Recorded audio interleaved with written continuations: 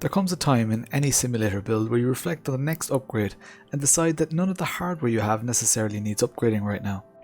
This is a rare occasion, I know, but at that exact moment is when you discover something like this, an accessory which you never knew existed, yet is relatively affordable and looks and behaves very well too.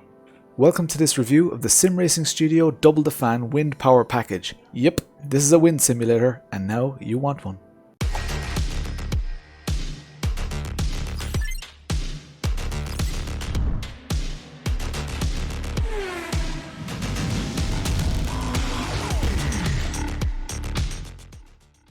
Have you ever made a list of things that you need in your simulator to make it feel more realistic?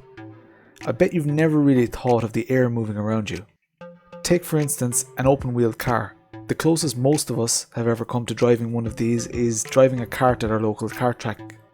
Even in a kart you feel G-forces, force feedback, etc. But one thing that really adds to the experience is the sense of speed that you get from the air whizzing past you as you go faster and faster.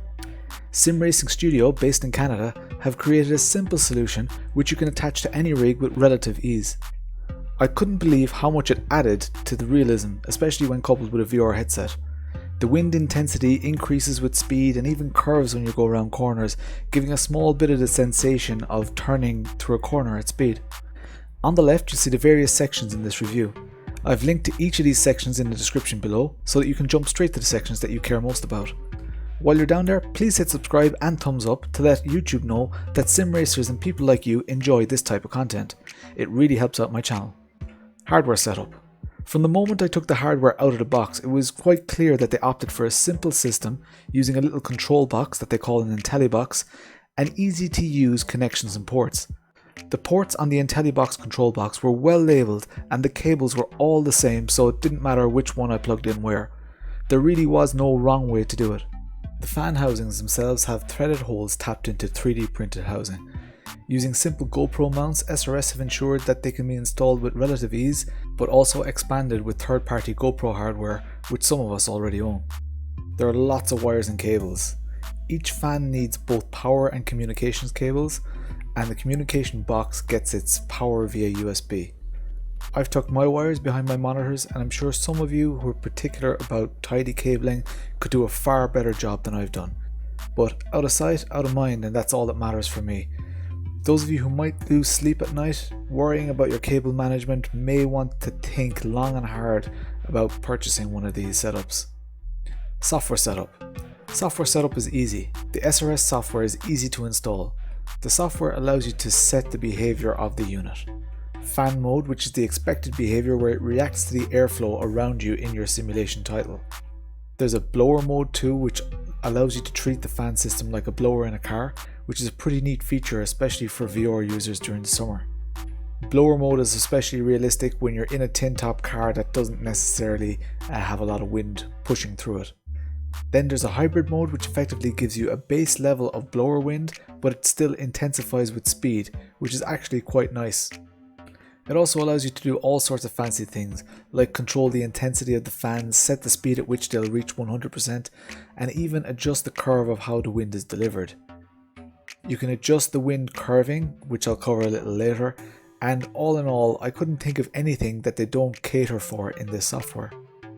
Although I would like if there was an option to disable the fans by default when I start up my PC. Again, I'll go into more detail on that later on in this video. In the SRS software, you also get to see the other tabs for the SRS products, and it suggests a rich and diverse product portfolio. I do also own their LED Let's Go product, and I'll be reviewing that separately. It's great that I won't need to install any additional hardware for that. Build quality. Many of the parts of this product are 3D printed. The design is relatively simple, with the most complex part being the vent which sits over the fan itself. The fans attach to GoPro style mounts using a tripod thread.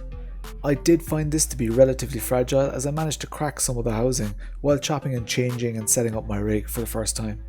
The casing for the control box is nice and simple, nothing mind-blowing but very effective, with very easy access to the ports, and if you wanted to, you could open it up quite easily as well. Compatibility and support. Every title that I tried worked with no tweaking or specific setup required, unless you wanted it. The official supported titles are listed on the screen here, and as you can see, there are quite a few. SRS create cool products, but they're also excellent communicators. Any queries I've had, improvement suggestions, or anything that I've contacted them about, I've gotten instant responses, and it's very impressive considering the time difference between Ireland and Canada. SimRacing Studio are really receptive to feedback, and they gave me clear indications of what they're going to do with the feedback that I did give them. How it feels. I've been using this unit for a couple of months now, and it feels slightly surreal, especially once you really stop thinking about it. It's especially strange when you've done a race stint and you come to a stop and you're very conscious of the fact that you're stationary again.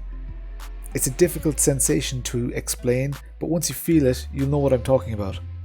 You do need to tweak the software slightly to make sure that the fans have some bit of gradual increase in force, otherwise it'll feel like you're opening a window on a motorway, which is a little unpleasant. I'd like to see a better default profile delivered with the software. I do think that it's a sensation akin to what a butt kicker gives. It's something extra which you don't anticipate will give you as much as it does, and it feels great. Once you get used to racing with a wind simulator, you'll feel weird racing without it.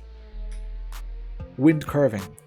This is the double the fan offering, and one of the unique things about this product is that the wind effect can curve while cornering.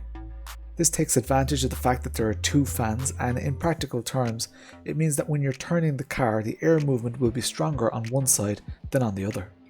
The intensity of this variation depends on the corner, and this adds a really clever layer to the immersion and is also configurable in your control panel. It does need configuring though, and I found that sometimes as you're going through a corner, it can kind of feel like one of your fans just completely stops, which is a little bit of a weird sensation because you wouldn't not have air on that side of your face. VR. Virtual reality gets hot, especially during the summer months. Many of us would use a fan anyways during this time, but having an intelligent wind system which reacts to the game really sucks you deep into the immersion of your favourite simulation titles. At times while testing this product in VR, it really did give me the sensation that I was moving and brakes were being applied, and I could really feel that I was going faster and slower at different points in the track, and it was a really cool experience. Price. Some of you might say that this is a pricey product, and at $250 US, the hardcore will no doubt say you could build one for far less. However, I don't have the time to mess with building something from scratch, and my heart isn't in a project like that. I just want to sit into my rig and experience it. Final thought. These fans are pretty damn cool, pun intended. It's really nice to see products like this being readily available and in a plug and play manner like this.